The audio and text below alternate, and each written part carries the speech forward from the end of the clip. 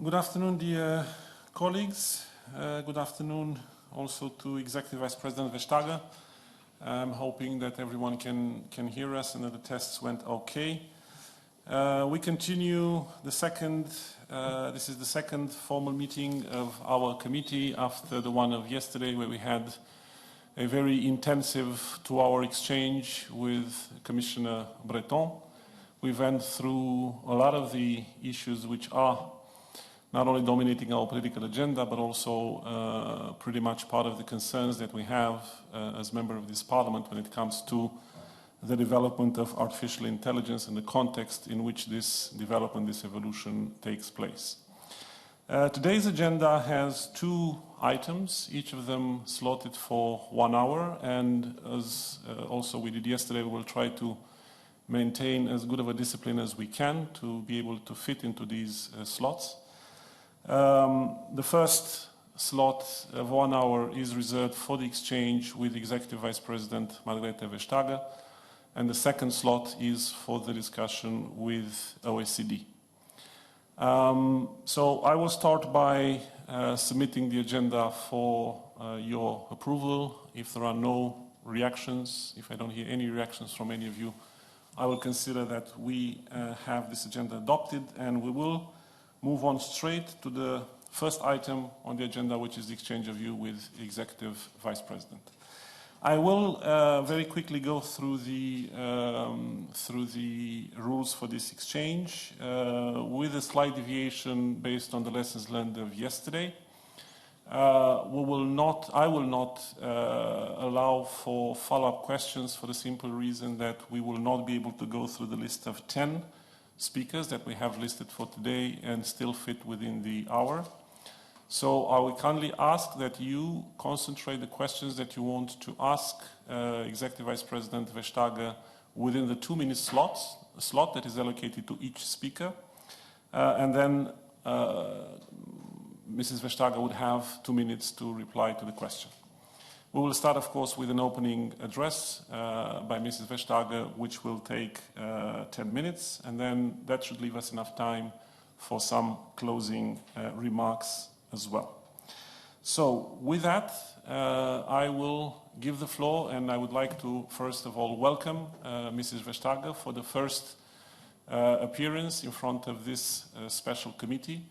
Margrethe, you have the challenging task of setting the strategic course for the European Union's very ambitious digital agenda during this political mandate. And I would like to think that you regard us as a partner for this very challenging course that you are setting, particularly for these strategic elements which are the focus of your work, because this is how we regard our input as well, slotting ourselves complementary to what the other standing committees are doing in this House and trying to connect the dots. This is what we are aiming to do in this committee, and also part of the exchange that we will have today, I would like to think, is very much about connecting the various topics which are coming under the broad umbrella of artificial intelligence in the digital age. So without further ado, Executive Vice President, dear Margrethe, please, the floor is yours. Well, thank you very much for this warm welcome, and thank you very much for inviting me. I'm looking very much forward to the cooperation with your special committee. I indeed view you as a partner. And I think as policymakers, we agree on the very importance of artificial intelligence for Europe's not only future economic prosperity, but also how our society can flourish, how we can make sure that citizens feel that they get services and that our society has the functionality that it should have. Because artificial intelligence can be a very precious ally in solving very pressing issues. The obvious thing, of course, is the pandemic that we're in right now.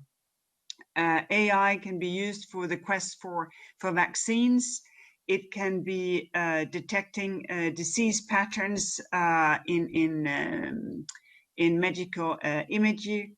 It can be calculating probabilities of infections, or in emergency response with robots replacing humans in very high exposure environments in hospitals.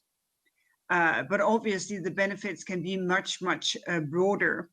A recent Nature article found that AI can help us accomplish 134 targets across all the sustainability development goals, including improving health and the quality and access to educations, or making our cities safer and greener. And on top of that, artificial intelligence also have the potential to accelerate Europe's economic growth. A McKinsey study back from 2018 estimated that AI could deliver about 16% higher cumulative GDP by 2030, or about 1.2% additional GDP per year. And that is actually a lot. I think the spread of IT in the year 2000, that gave 0.6% per year, so actually double the effect of artificial intelligence. And many businesses, they are already now seizing the opportunities to integrate AI covering the full spectrum of the economy, from transport, self-driving cars, electrical grids. AI prevents fraud. It can detect fraudulent maneuvers. When it comes to agriculture, you can integrate it to improve the way that you manage your soil, the use of fertilizers and pesticides. So there's a lot of potential. And I think it's very, very important not only to keep that in mind, but also to act upon it. That we make sure that we have sufficient funding, that we get the projects out there where we see them, that we have the research and development and deployment willingness in order to do this. Because obviously what will be top of mind for people like me and you as legislators would be to address the cost. Because all these positive ideas, well, there's another side of that coin. There is the risk of cost. And here it's not only people and businesses that could be adversely affected, could also be the planet in itself, because of the carbon footprint of training or deep learning models. A recent study found that the carbon footprint for training and deep learning model for a car can be 5 times worse for the planet than the lifetime emissions of a car. So it's very important that we call for a sustainable way of building the technology with renewable energy resources, edge computing, and innovative sort of small data machine learning techniques, and dispel this idea that big data is always the way forward. That may actually not be the case. So we have a couple of closely interlinked initiatives to deal with this. We have the EU data strategy, aimed at creating a real single market for data. We have the white paper on AI, aimed at creating an ecosystem of excellence and an ecosystem of trust. The two things I think will work very good together. But of course, there is some balancing to do here. And the point of that is, of course, to make sure that we develop and use human-centric artificial intelligence that is rooted in the way European societies work, in the values that we have built our societies on. Let me say just a few words about the ecosystem of excellence. It is already factored in the coordination action plan on AI. And that should enhance our research capacities with excellence centers, linking this to businesses who should benefit from increased investment. We push for over 20 billion per year over the next decade, and dedicated support, of course, from digital innovation hubs. Reskilling and building new talent from basic to advanced levels across all sectors, and of course building the necessary infrastructure, from major improvements in connectivity and in interoperability to the investment in supercomputing and in building the necessary testing and experimentation facilities. And of course, the discussion of data is completely integrated here. I know you had a very intense exchange with my colleague Thierry Breton, exactly focusing a lot on the data issue. But the second thing, the ecosystem of trust, is to say that all this potential will not be unleashed if we cannot trust the technology. No business would adopt it if they fear legal uncertainty, liability risks, lack of control over it, because they think that it's unpredictable, or the famous sort of black box problem. And this is why we have this idea of an ecosystem of trust with clear, predictable rules for the development and the use of AI that is at high risk of threatening fundamental things when it comes to safety, fundamental rights, while of course still enabling cross-border responsible innovation within our single market. As you know, we consulted on this. The white paper, more than 1,200 contributions came in. Also very thankful to the European Parliament as such, as the own legislative report on AI, and be sure that the recommendations will be carefully considered in preparation of the proposal that we will submit in the beginning of next year. But still, not all problems can or should be solved by legislation only. We also need a long-term vision for 2030 and beyond. And I think that is one of the things that makes the mandate of this special committee so important, to set the right long-term priorities and the numerous sectoral policies of the EU that should simultaneously be adapted. And I look very much forward to the cooperation in the months ahead. And I think indeed that we can together make a very valuable contribution to the development of our societies by not only using indexes to see what we achieved, but also to set the goals as to where we want to go. So I'm looking very much forward to this exchange, and thank you very much for this invitation. Thank you very much, Executive Vice President. A very good scene setter for the conversation that we're going to have. So I will start with the coordinators first. I'll remind the rules: 2 minutes for your questions, 2 minutes for the answer, and please try to respect that so that we can go through the list of 10 intervenients that we have today and finish within the time that we have allocated. So we will start with EPP. Eva Meidel, coordinator for EPP, the floor is yours. Good afternoon, Executive Vice President. Very happy to have you with us. I'll jump straight to the question as time is very limited. In the white papers, you discussed a lot about creating the ecosystem of excellence, which you also mentioned today, and the ecosystem of trustworthiness. And in our group, we very much believe, namely in the excellence of trustworthy AI, that will set Europe apart from the rest of the world and make sure we are, so to say, the trendsetters in this domain.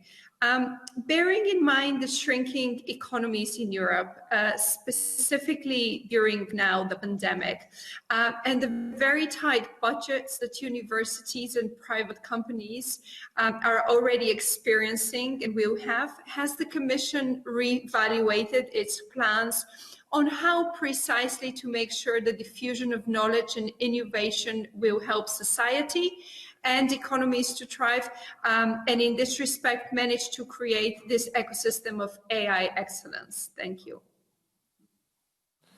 Thank you very much, Eva. Margrethe, please.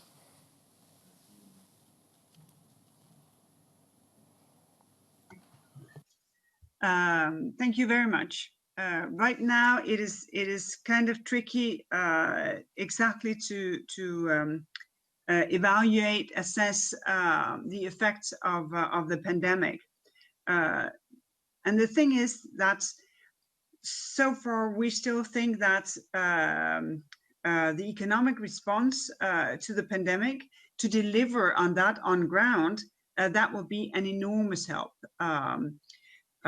Just the fact that the European Central Bank has been very active from the very beginning of the pandemic, the fact that we got the leaders to decide on Next Generation EU, that the Parliament now intensively discusses with Council how to agree both on the long-term budget, but also on the resilience and recovery and resilience facility.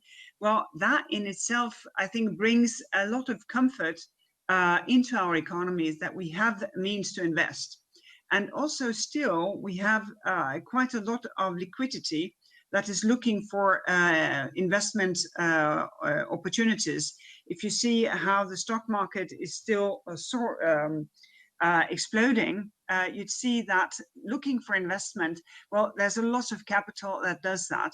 This, of course, is a great motivation to find ways to, when we do public support, that we crowd in private investment, because only in that respect can we reach the goal of investing 20 billion per year in artificial intelligence. But I definitely don't think that we should give up that target right now, because we really need to increase it if we want to do as we agree on for Europe to be a leader when it comes to enabling trustworthy AI.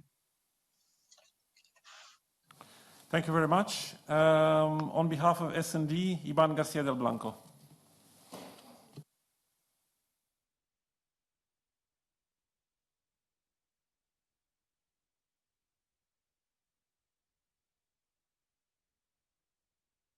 Could we have a microphone for the speaker, please? No sé, con lo de la mascarilla y todo lo demás.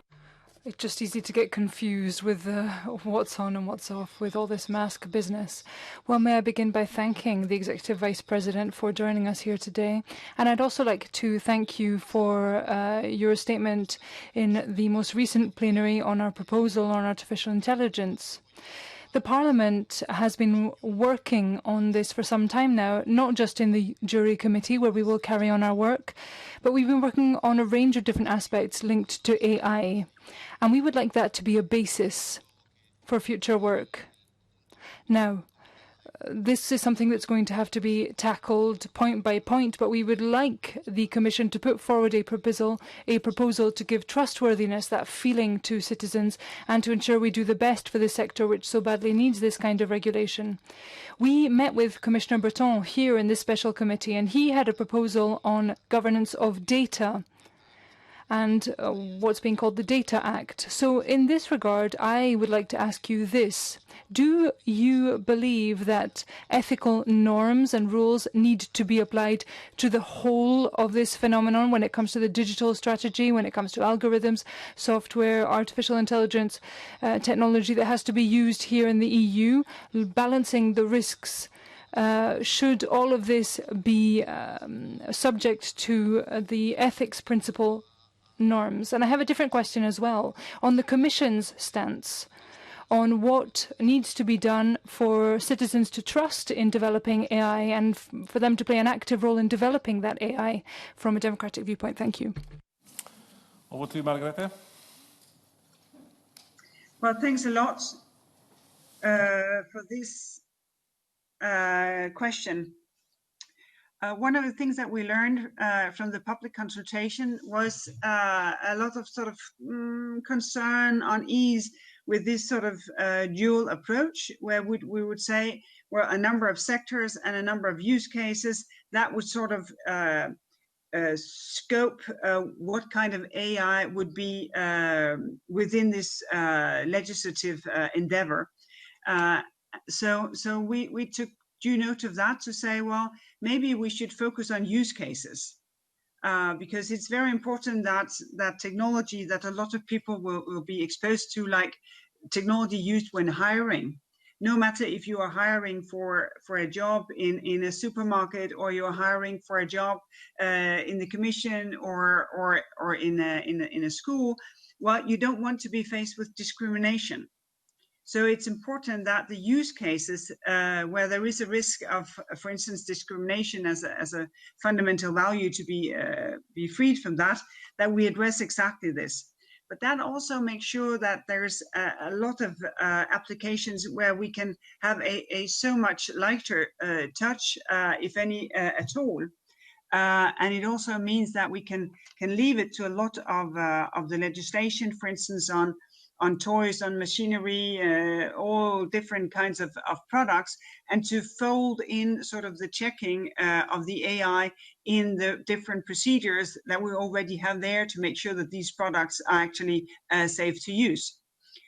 Because I think it is very important to have this gradual approach to say, well, if there is no risk, then why would we legislate? If risk is very low, then it should be a very light touch. It should only be where we find that here something fundamental is at stake, that we would ask for data to be accounted for the algorithm to be explained, so that people can feel, well, actually, this is safe. I know what this algorithm is doing, and I appreciate how it helps this. Because otherwise, I don't think that we can create this ecosystem of trust. For citizens' involvement, obviously, when it comes to providing data and the checking of data, I think there's a very important role, but also to say, where is it that it would be a good thing to have the help of very advanced technology. So I don't see that we necessarily need a class of developers and then the citizens shying away from that. I think that we can have a good interaction between the two in order to get a full acceptance of the use of AI in many, many different use cases. Thank you. Thank you. We move on to the Renew coordinator, Mrs. Svenja Han, please.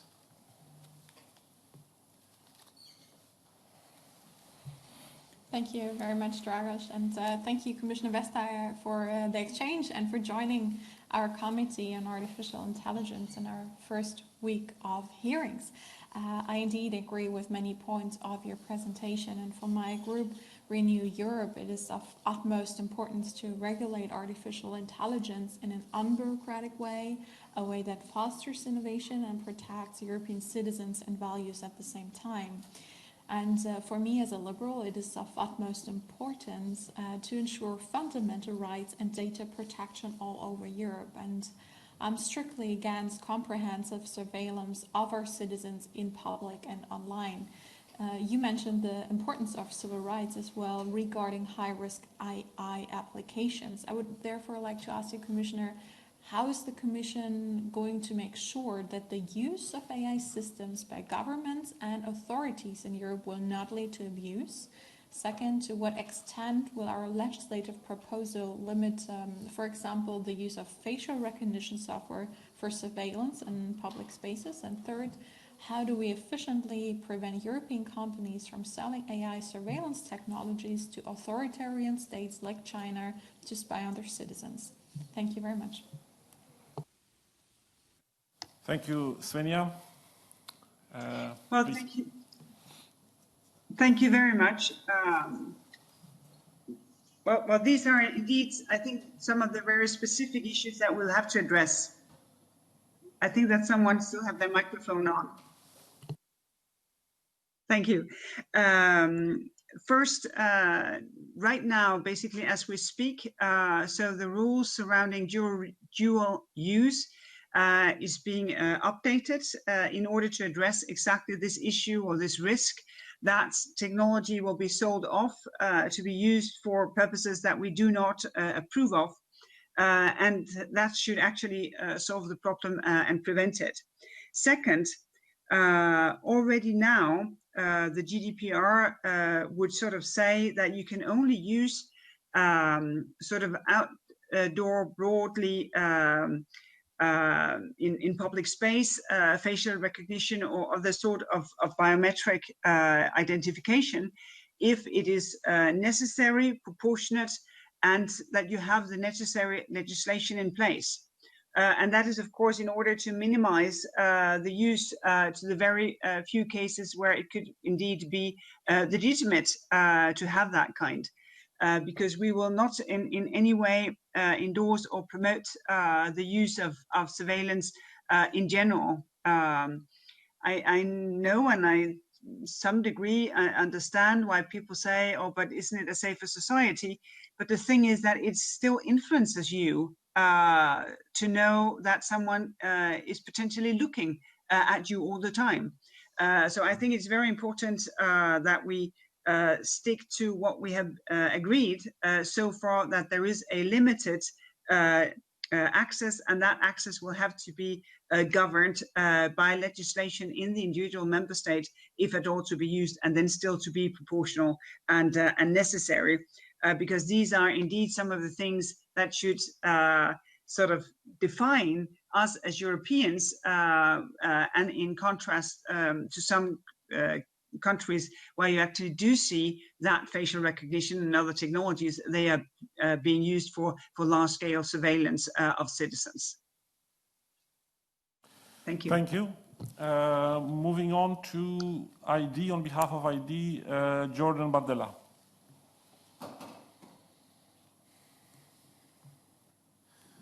Merci, Monsieur le Président, Madame. Thank you, Chair, Commissioner. Thank you for this exchange. I read with interest the guidelines set out in the Commission's White Paper on Artificial Intelligence. There are some interesting guidelines, particularly when it comes to regulation, but I find things much lighter when it comes to investment in education. Not so much work has been done there. You may be aware of a famous quote from an Italian trade union leader. She said, when the Chinese create a technology, it's copied by the Americans and then regulated on by the Europeans. And the amount of money that's been allotted for this in the EU, in the EEC, has seemed to me greatly insufficient when it comes to AI. As for the 20 billion in investment, that's something that can be mobilized by the private sector, and that's just for research and development. Just look at what's happening with Amazon, one of the main stakeholders in AI. Just half of that budget comes from the French government. Artificial intelligence isn't just about robotization, mechanization. We are on the verge of a tipping point, a new dawn, where tomorrow's technology will enable humankind to take up powers that actually belong to God, godlike powers that go all the way back to Genesis. And if we go ahead with this, with euthanasia tomorrow and the end to death, according to Google's CEO, well, we are facing a new time indeed. So AI can lead to a whole new set of situations, and there's going to be a whole host of ethical and legal discussions around this. Investment in education are key points in my regard in this. Focusing on this will allow us to be competitive in a new era with 4.0 industry that will allow us to be competitive in this new global framework. But there's been nothing said about re-industrializing things to Europe in our local area, so I would like to hear your strategy on this re-industrialization. Secondly, there's the matter of education. Artificial intelligence may deepen significant inequalities between those who understand this new knowledge and those that don't. So when it comes to education, what is your stance on this and the stance of the European Union on the challenge of education? Executive Vice President, please. Well, thank you very much. I think still, and a microphone is open. Now it's not anymore. Thank you. I I don't think that these are godlike powers. I think these are powers as if many humans were doing the same thing at the same time at incredible speeds. You've probably heard about the test where a contract was made, 100 errors was put into it, and then you asked 10 normal lawyers, 10 super lawyers, and artificial intelligence to find these errors. And the normal lawyers, they would find quite a big number of the errors, but not all of them in a couple of hours. The super lawyers, they would find most errors in a short time frame, but the artificial intelligence would find all the errors in actually no time at all, or very little time.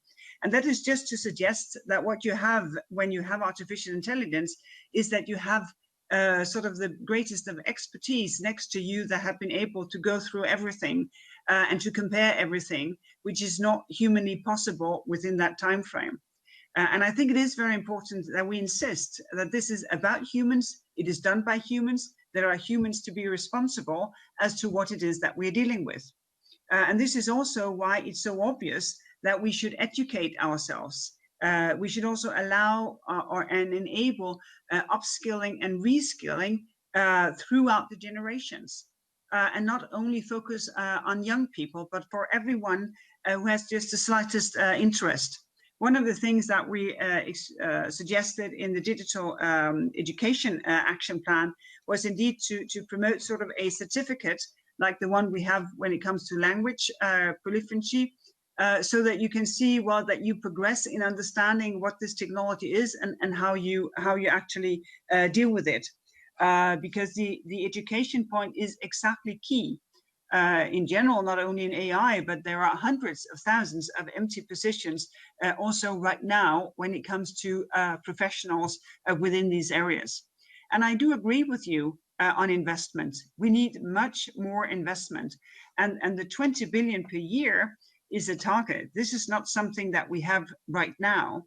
And of course, we need to push, we need to make the best possible use of the limited public funds in order for private funds to be invested.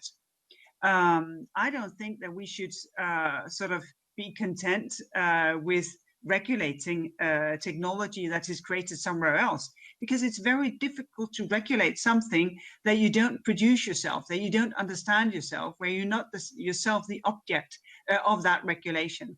And this is why it is so important that artificial intelligence is also developed within the European Union. And I think we have a lot going for ourselves, because we have an industrial culture. We have an expertise within entrepreneurship, engineering, developing things, innovation. And I think that is what has to be put to use right now, because this is also where we see that sort of the next wave of digitization is going. It is indeed when it comes to industrial. So in these days, of course, one should be careful not to be optimistic, but at least I think that if we want to, and if we work together on things, then we have a lot going for ourselves in exactly these areas. Thank you. Thank you very much. For the Greens, Sergei Lagodinsky.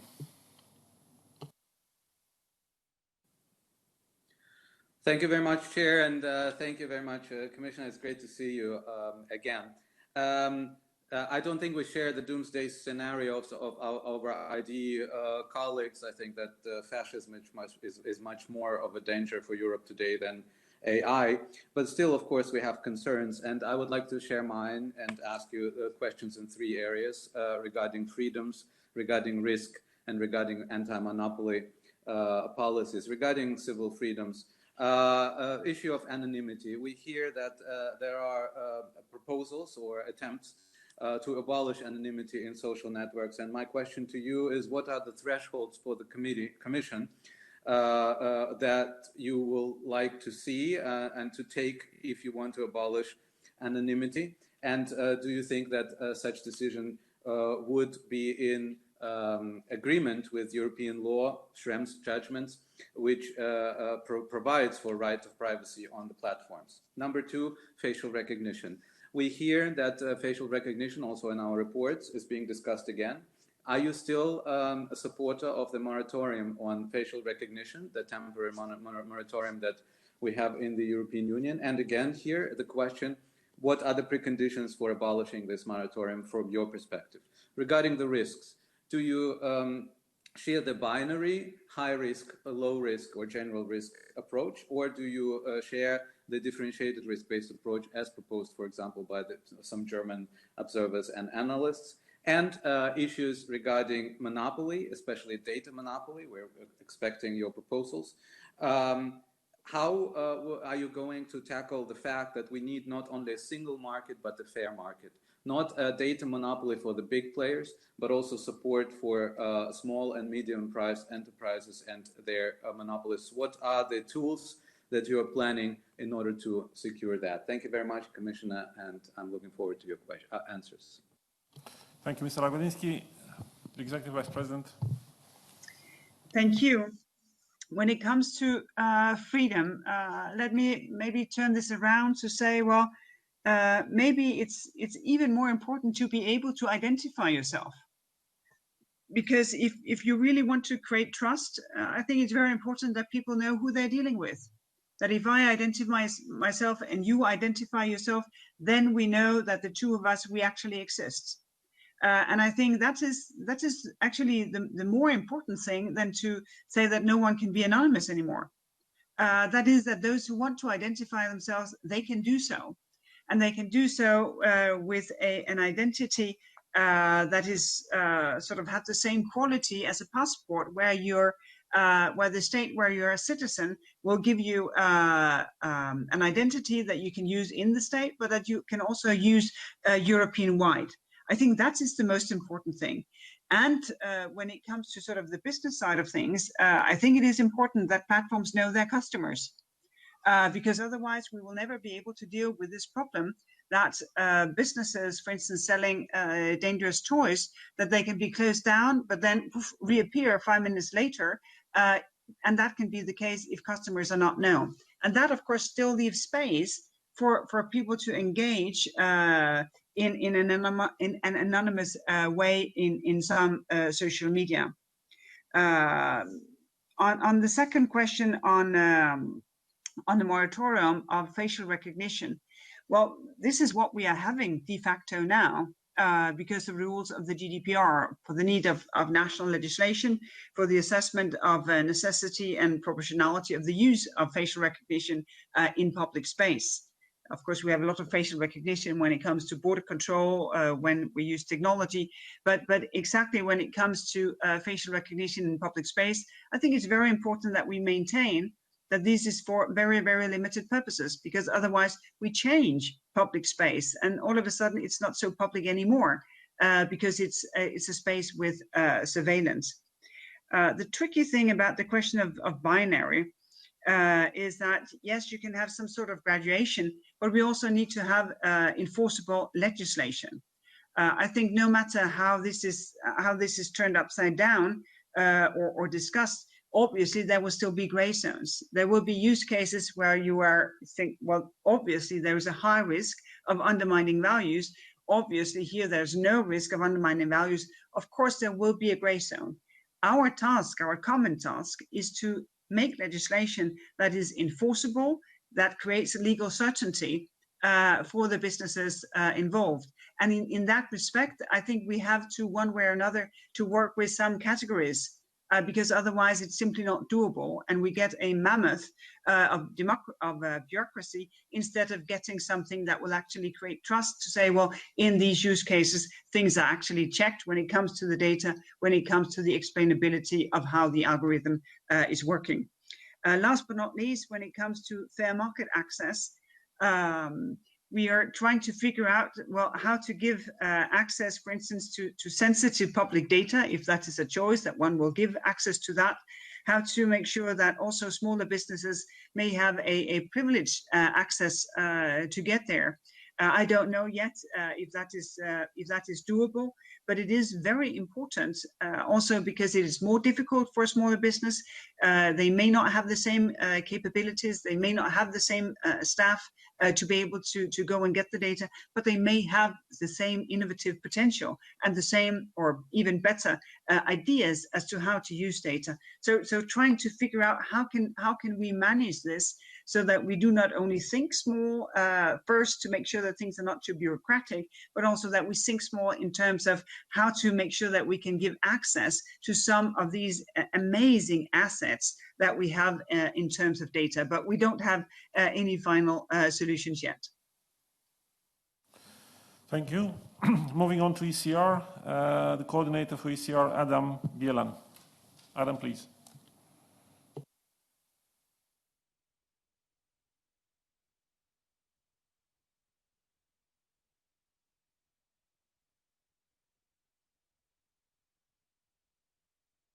I support the Commission's plans to make it easier for SMEs and startups to access, use, and finance AI in order to adapt their procedures or implement innovations using AI. Of course, potentially complex regulatory framework will be much harder to digest for European SMEs, which lack extensive law departments compared to global players. Therefore, further actions are needed to bridge that gap, and regulatory sandboxes can represent in that regard a positive development as they reduce the cost of innovations and eliminate barriers to market entry. In that regard, what is the European Commission doing to promote regulatory sandboxes for startups in AI? My second question touches upon a risk-based approach mentioned also by Margrethe from the Greens.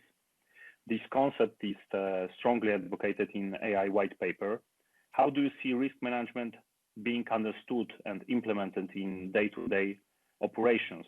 Do you agree we should avoid regulating in a way that takes unwarranted steps to prohibit developments on the basis of precaution alone, in spite of other approaches that may mitigate risks? Thank you very much, Vice President. Thank you very much, Adam. Margrethe, please. Thank you. We have we're still discussing how to deal with regulatory sandboxes. I stand by that it's a good idea because we also need to be able to test how to make this work in real life. I have profound respect for the European Parliament and the Council as legislators, and I think that respect should also translate into legislation that is enforceable, because it's in the results on ground that citizens see the work that has been done by you as the legislator. And the regulatory sandboxes is a way to push for that, but I would like to come back when we have more specific plans as to how to deal with it. On the second question, risk management in the day-to-day setting, well, this is what we are discussing internally right now. As said, we have this feedback from the public consultation that people not being comfortable with this dual approach of a number of sectors that would be prone to risks, and then a number of use cases in other sectors that was not deemed to be risky.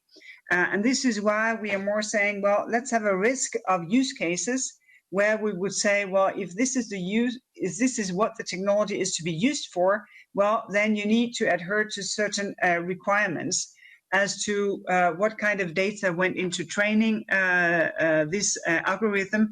How can you explain how this algorithm will actually work, so that it is highly probable that risk, for instance, of biases in a situation of a health procedure or a hiring procedure, that those risks will not translate into a problem on ground for the citizen in question.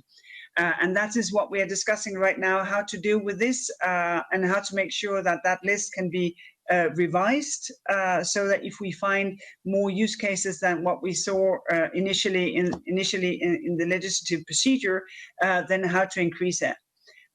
For legislation to be enforceable, it's very important that it creates legal certainty, because legal certainty is one of the prerequisites also for for the innovation potential, so that businesses know here we can go.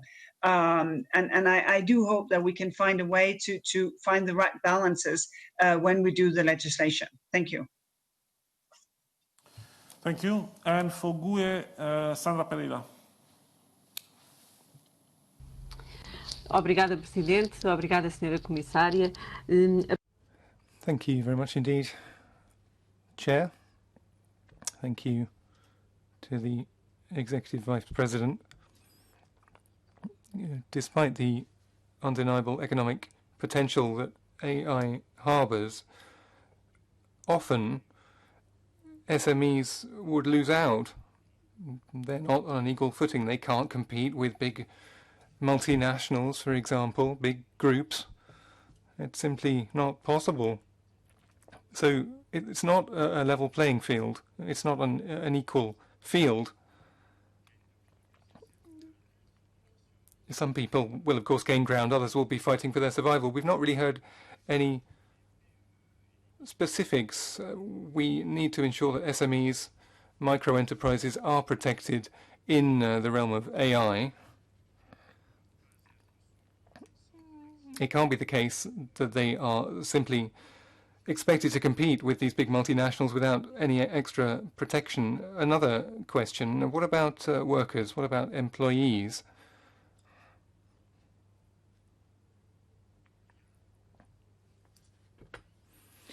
We know that there are labour contracts in place, but even the public sector is in the firing line, and we need to ensure that the ramifications of this scientific and technological progress does not have a detrimental effect on workers. We need to scrutinise that. We need to look at how it might change working conditions and be watchful of that. So here's my question for you. Would you be able to tell us precisely what the Commission's position is with an eye to the use of these technologies? How will it affect the rights of workers, and how will you ensure that those conditions don't worsen? Thank you.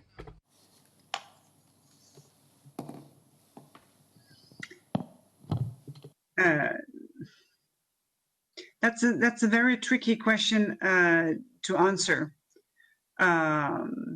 because as a starting point, obviously it doesn't affect workers' rights as such. But eventually, of course, there can be effects. I think you have discussions about employers looking into what data their employees create during the day, so that they're only in work-related digital. When you see in a hiring procedure, if employers should be allowed to look into your social media profiles to see if you are a very festive person, if they are looking for such a person or not. I think it's very important that that aspect of digitization of our society is taken on board by unions and employers organizations. And I think it's a very pertinent example of the fact that the fight for good working conditions in the context of the day and in the context of the near future, that fight will not end. There will indeed be more needed. And I think it's important that we do not just say that that is a central political issue only. I think it's important that we work in a way where we have the decentralized discussion in member states among unions and employers, and we have the discussion as we have it right now among us. As to say, for instance, when in the hiring procedure, that you can actually trust that there's no bias in the technology used to hire you, and that then also is translated into what is your rights and how can your people help you in the union where you are organized. So I think that here we have a development in front of us.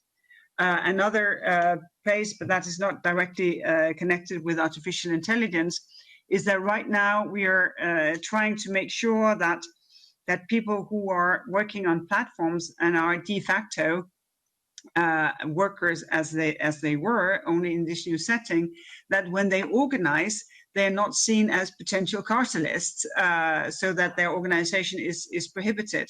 Because what we want to do is, of course, enable people to organize themselves, actually to fight for their rights.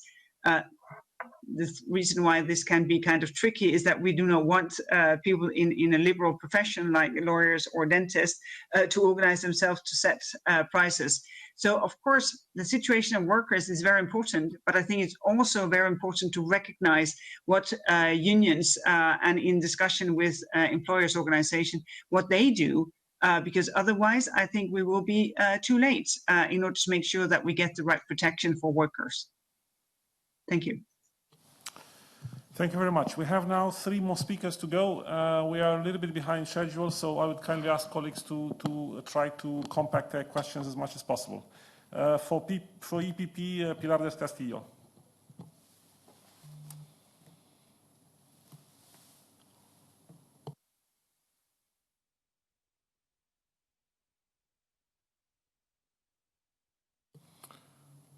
Press the speak button, please.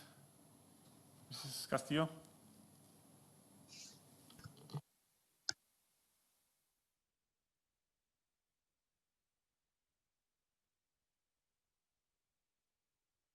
Is indeed a complex matter, and given the diverse range of AI products and services, a one-size-fits-all risk labeling doesn't seem workable. Indeed, the benchmarks for evaluating whether AI are trustworthy will be highly variable and dependent on the system functionality and deployment context. For all these reasons, in my view, the future AI legislation should especially focus in the implementation and enforcement phase. To do so correctly, stakeholder participation will be paramount. In this regard, my first question will be to inquire if the Commission plans to ensure clear language for broad stakeholder involvement, promote, in that sense, a beneficial interactions between AI developers and AI deployers. And secondly, we can't look away of the fact that AI will be developed and deployed in an international context. My second question is how the Commission will boost international engagement in order to ensure that EU approach to AI regulation incorporates international standards and best practices in the European work stream to guarantee crucial interoperability with our trading partners. Thank you very much. Thank you. Thank you. Margrethe? Thank you. We are trying to set up different forums because you are indeed right to say that this is, of course, not just a European matter. This is a global matter. We have proposed to the Americans to set up a Trade and Technology Council.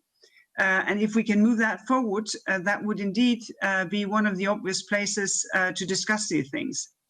At the same time, we engage vividly in international standard-setting organizations like the International Telecommunications Union, where we have been fighting proposals to basically to turn the internet upside down. So instead of being decentralized, be centralized with all the negative effects that would come to that. But also when it comes to setting standards for facial recognition, how to do that, we are actively engaged.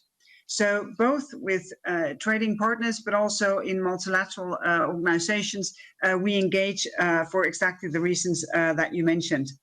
On clear language, I really appreciate the ambition because there is always a risk that we make a bubble of language that is very difficult to understand for anyone, but those very specifically involved. I hope that you will work with me to make that a common endeavor, that it's actually to be understood how to interpret the legislation so that at least a broad group of interested people can have a thorough look at what the legislation would entail. Thank you. Thank you. For S&D, Christel Schaldemose. I hope I pronounced the name right.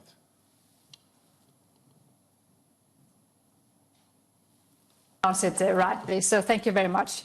Margrethe Vestager, for the second time today, I have the opportunity to ask you questions, and I'm happy for that. But I have to say that a lot of areas has already been covered. So let me ask you maybe a little bit a different kind of question. First, now you have been working with AI for the last year.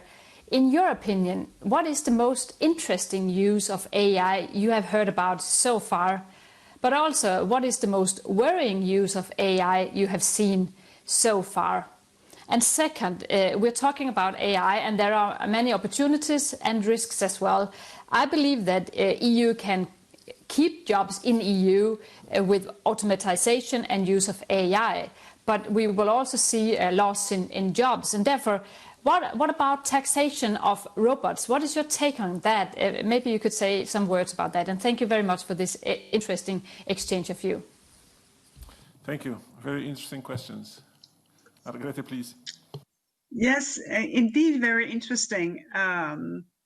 I was visiting, actually, now we're in a Danish context, and thank you for coming back again in this setting. I was visiting a Danish hospital, and they are sort of the Danish masters of detecting cancer. And they were very enthusiastic because they were using artificial intelligence to improve what they already were doing very, very expertly. They say when we detect cancer, we take a blood test, and we test for 23 different things. And these 23 different things, they have to be in certain brackets in order for you to be well and with no cancer. And with certain indicators, combinations of these brackets, we will send you on to be examined in a more thorough way. And they say it's very difficult for a doctor to sort of compare all 23 different brackets to say, well, which combination of these would actually entail that there is a risk that you do have cancer. So they were in the process of feeding a learning algorithm, tens of thousands of test results, so that the algorithm would tell you in a glance, well, what is the combination of brackets here? And that combination has previously been a sign of that type of cancer or another type of cancer. And they would also want to do sort of a robotic taking the blood sample. And the potential of this, and I'm sure they have progressed a lot since I saw them quite some time ago, that within the hour, they could take the blood sample and actually tell you what would be their assessment of your risk of actually having cancer. That I find to be amazing because they work with all their professionalism while at the same time setting themselves in the place of the person who is afraid of having cancer, that you can alleviate that stress and that situation, and you can have a relationship with your health professional, because they don't have to be as worked up about do they get it right with all these different brackets. That I find to be a very good and strong and down-to-earth example of how AI can be helpful. Where I find AI to be most scary is when it's used for surveillance, for social scoring, for keeping tabs of whether you are waiting exactly for the green light when you pass the street. That kind of artificial intelligence really, really, really sort of scares me. Because this is counter anything that I believe in a society and our role as the citizens. I share your view that we can keep jobs in Europe and that new technology develops new jobs. This is exactly as we spoke about before, that upskilling, reskilling skills as such is of crucial importance. This is not soft. This is not something that, we'll get to that. No, it's a core of what we should do now. It is to make sure that people can have the right skills to deal with this. I still think that it may not be the robots that we should tax, but the profits coming from robots, because there's still a person somewhere who owns this. There's still a business making a profit. And could we get to a situation where Europe is a tax haven in that respect, that every business pay the taxes that they should? Well, then I think we would have moved forward a lot.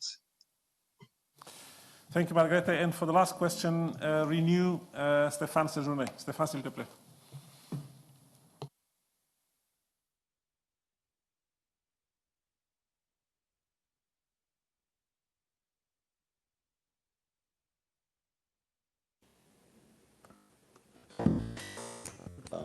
C'est bon, excusez-moi. Thank you very much, Vice President. This is a matter that's very important to us. A lot of questions have already been put to you, so I can move on quickly. One, consistent implementation of the rules, and we in the jury committee had some discussions about the mechanisms where you would have coordination at the European level by an agency. Does the Commission have a view on that?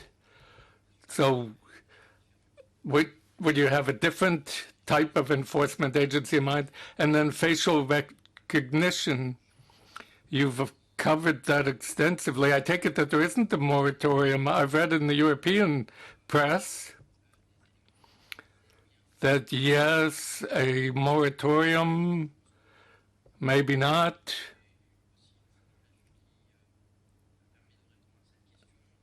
It would be good to know what your views on that are. Then lastly,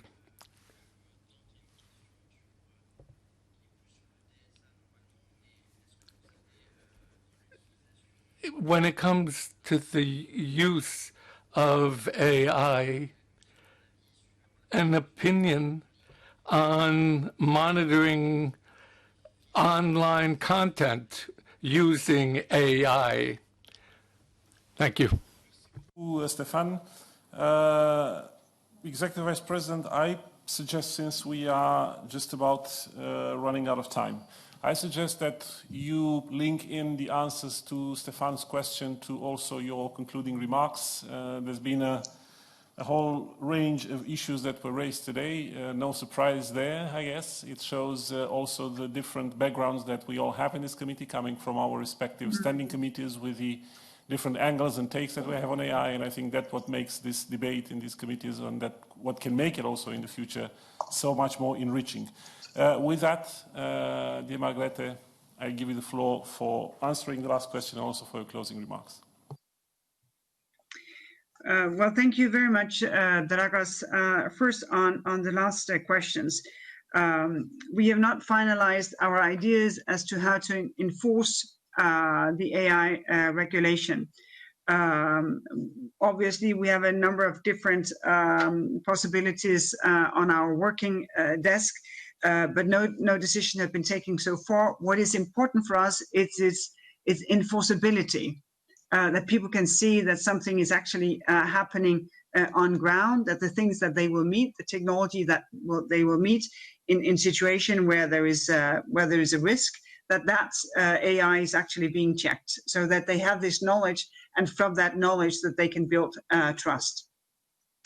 On facial recognition, I'd say that what we have today is a de facto moratorium, because the access to use AI for surveillance in public space is so restricted, coming from the GDPR, saying that you need a national legal basis to be able to do it. When you have a national legal basis, you still need it to be proportional. You need it to be necessary in order to actually be used. I would caution very, very much to use facial recognition in public space unless absolutely necessary, because I think it changes our society. When we have that kind of technology, that someone basically can follow every step you take, every move you make, because it changes our behavior, and because of that, it will also change our society. And I think it is very important to say, well, we don't want to be such a society, because this is not what we connect with freedom and the freedom of movement and what public spaces they are for.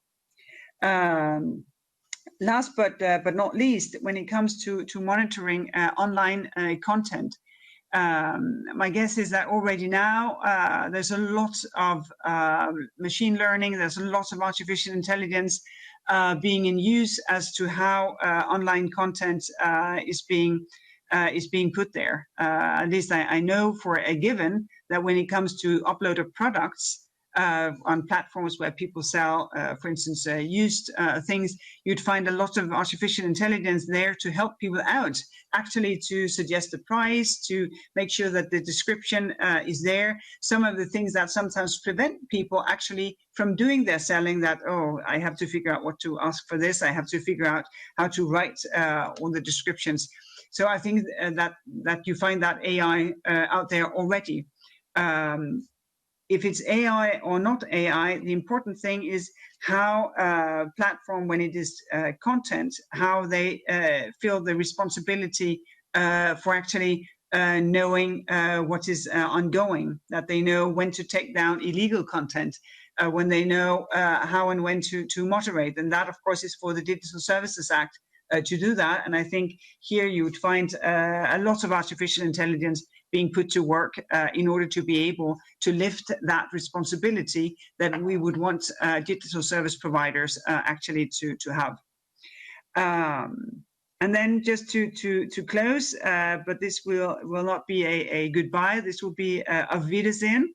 I really appreciate the work that you do, all members of this committee, and Dragos, of course, you in particular. I think your leadership is very important. Because there is a very, of course, horizontal interest in the Parliament, as there should be, in artificial intelligence, and sort of making the different views meet in the AIDA committee. I think that is of the essence. And I would really appreciate if you would also take some time to discuss where would we want to be in 2030. If we make the best use of technology, how can we see that we do that? What would be the things that we should aim for? Because I find that very inspiring. And that is definitely not just a technical maneuver.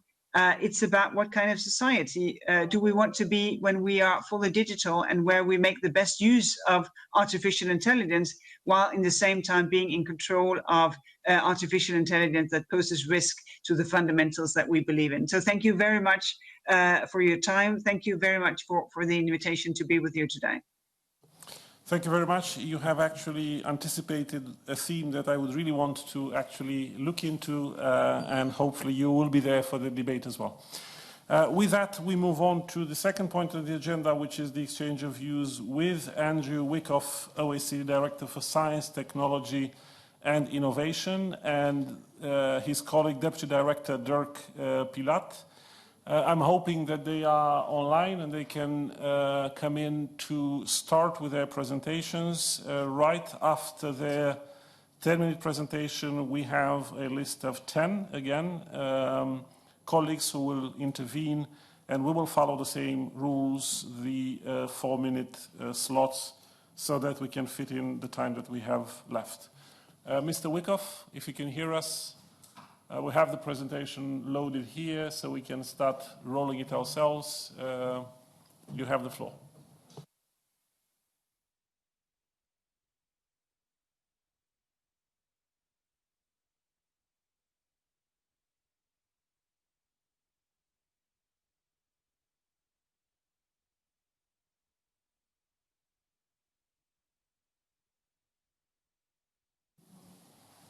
Mr. Wyckoff, can you hear us? Can you hear me now? Yes, yes we can. Please. Sorry for that. I had turned off my both my camera and my microphone.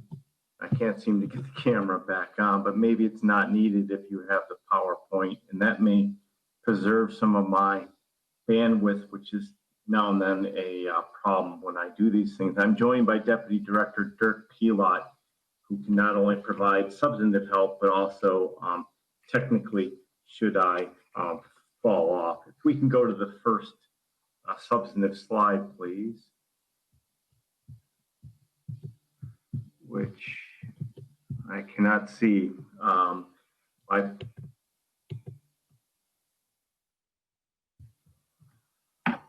My apologies. It provides, I'm just going to give you a quick overview of the work we have underway at the OECD, which consists of two big parts. The first is our Going Digital project, and the second is specifically our work on AI.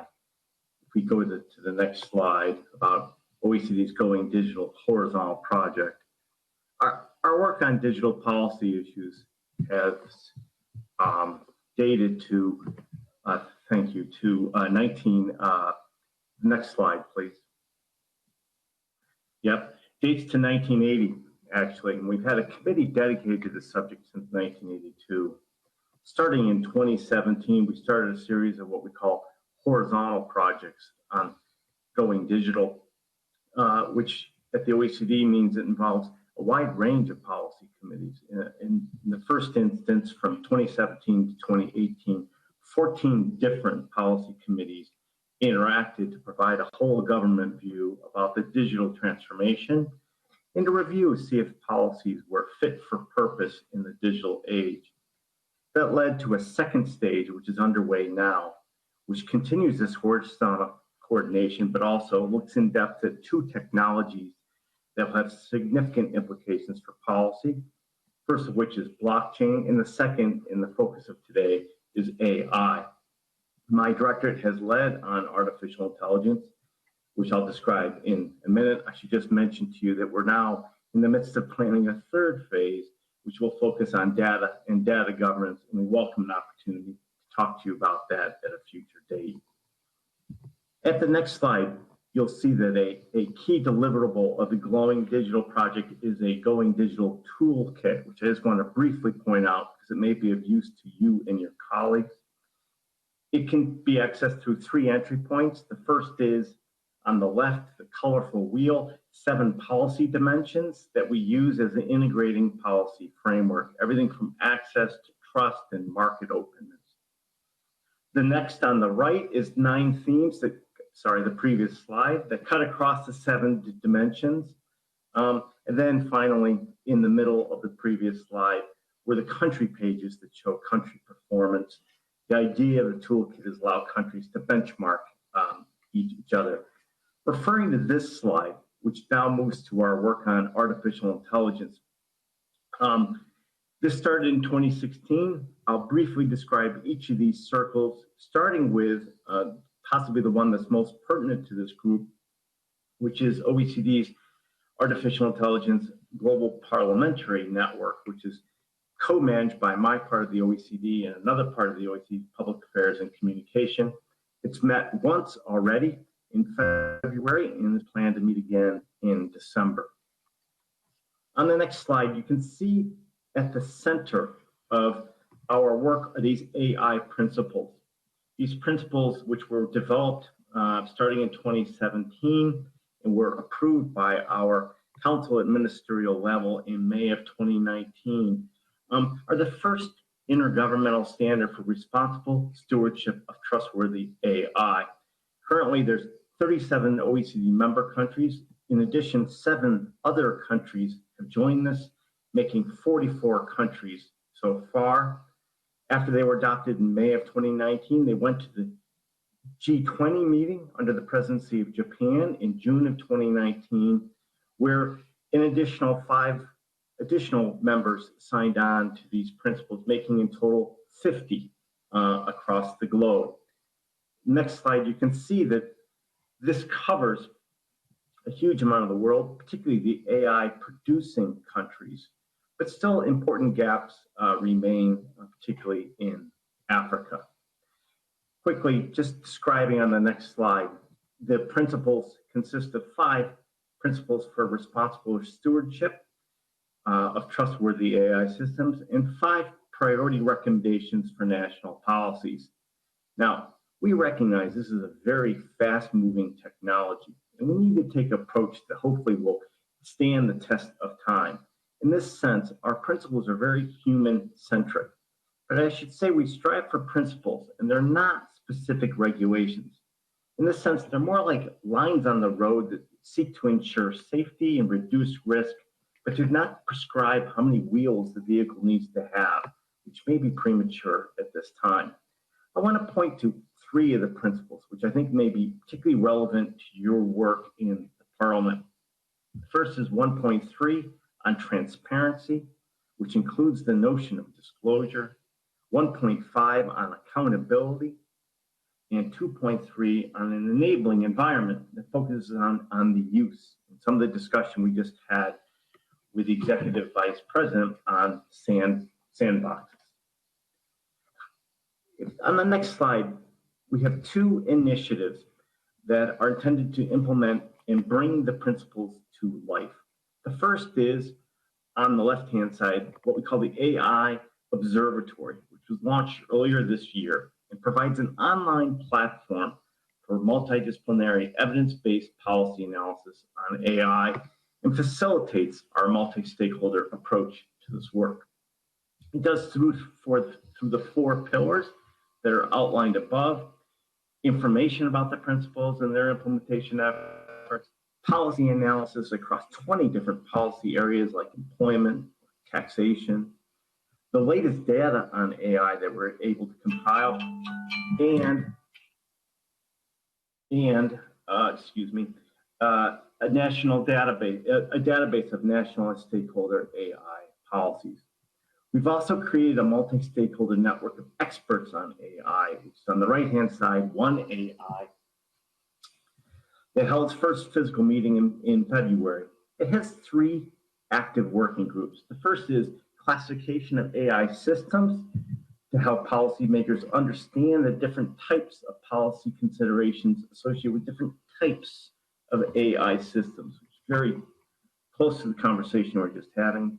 The second is implementing trustworthy AI using different process-related technical and educational approaches. And the last is the sharing of these national policy experiences we can learn from each other. Quickly, I'm just going to go through this very quickly, some of the other aspects of the observatory. The next slide shows that we're aggregating information for each of the principles, including publications, live news, and policy initiatives.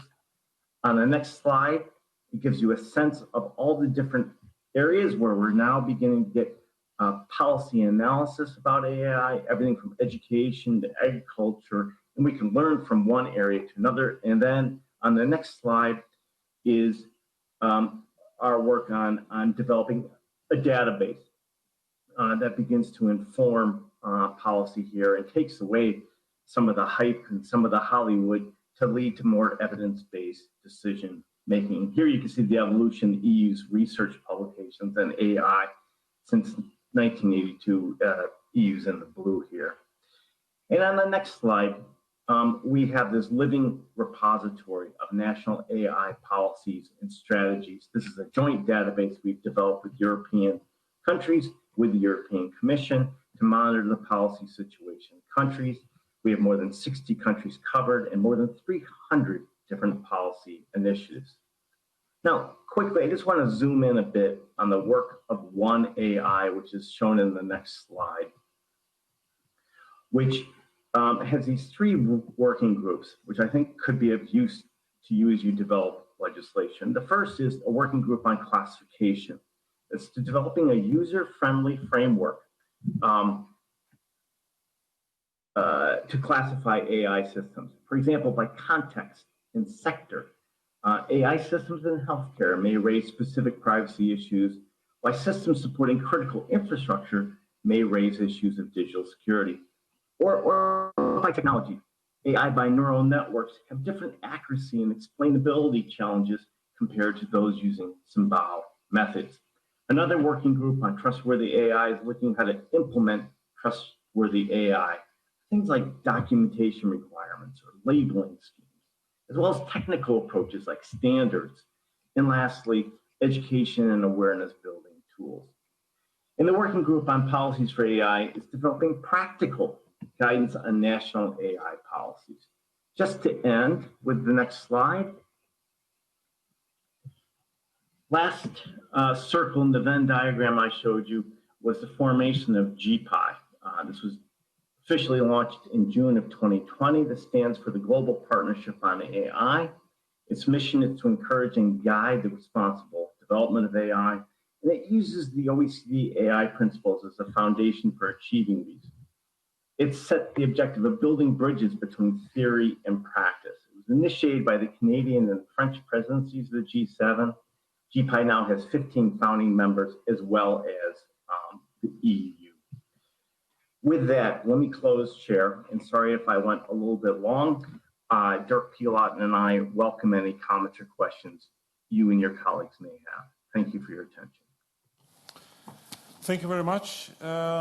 Unfortunately, technology strikes again. Funny to say that in a special committee that is supposed to focus on discussing future technologies, but it seems that the connection that you have will not sustain the rest of the discussion that we are due to have. I am told that we will have to pause for 1 or 2 minutes so that we try to reconnect with Director Wyckoff so that the connection he has can actually last through the questions that we have. So I will ask colleagues not to do anything, not to touch any buttons, remain connected. We will only try to reconnect Director Wyckoff. As soon as that connection is made, we will resume. Thank you.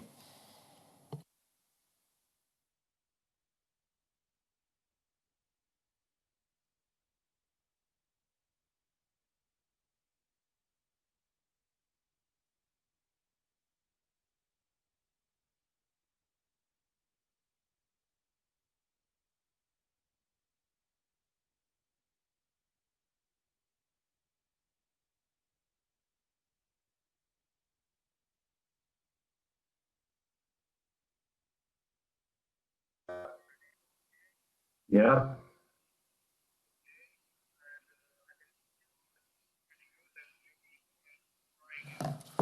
Right. It seems the connection was done quicker than we thought. I'm so sorry. No worries. Now we can also see you, which is also very good. So thank you, Director Wyckoff, very much for your introducing remarks. We will move straight to the list of speakers on our side. We will start with EPP. Maria Carvalho, please, the floor is yours. Try to stay within the 2 minutes.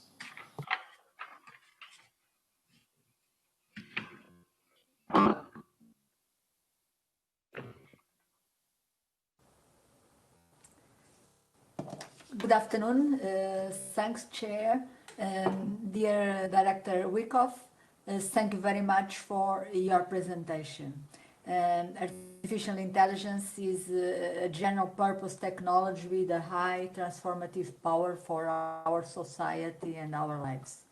The work that the OECD is doing is very important to bring values and principles into the global standards for AI development and also to provide evidence-based and science-based to policy making to the countries that are part of OECD and in general with all your public reports. In my opinion, it will be of utmost importance to build a strong and effective AI ecosystem in Europe. For that, we need, as you have said in your presentation, a strong research and innovation and technology development system in AI, education to strengthen the education and skills and reskilling at the specialist level, but also at general population, infrastructures, computer power, a strong high-performance computing, a system for data, funding, the business interest in the subject, and the ethical framework and the public acceptance. In some of these topics, we are in Europe very well advanced as the ethical framework, the values, the principles, but in some of the others topics we are still lagging behind when compared with our global competitors, such as the case of the high-performance computing. It is important to monitoring all these areas, and here the OECD work is fundamental.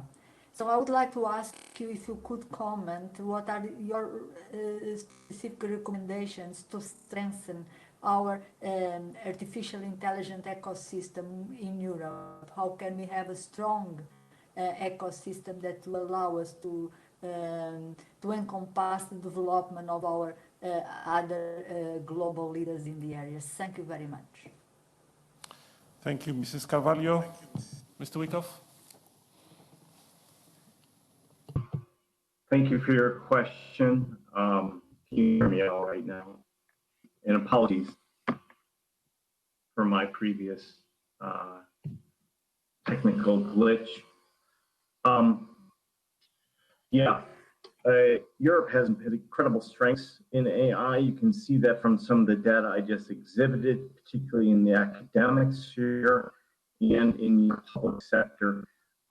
Where more improvement could be made is more on the private sector side.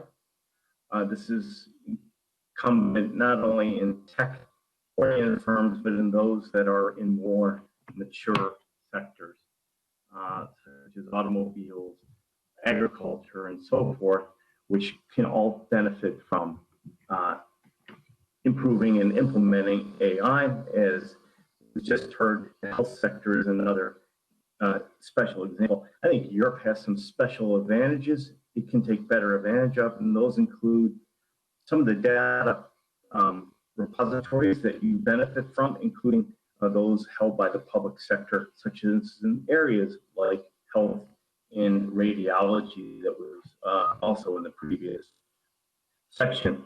I think a more joined up policy is important. Scale in particular is important. And this is where the completion of the Digital Services Act is very important. I think one of the things we look at the OECD is the two world leaders currently are China and the US, and they both enjoy huge advantages of scale. And so in this regard, this would be my top recommendation for Europe. Thank you. For S&D, Eva Kaili. Eva, please.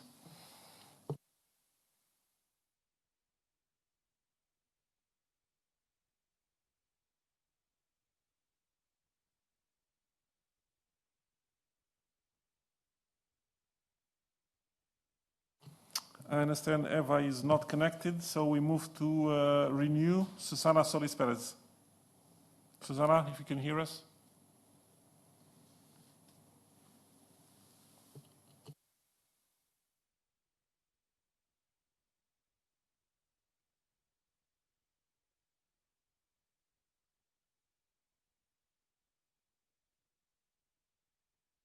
Protección de los derechos humanos fundamentales, sino también para poder Protection of fundamental human rights and cybersecurity, a key element when it comes to security strategies. You started with a bit of delay, so if you could start from the beginning, please. Okay, thank you.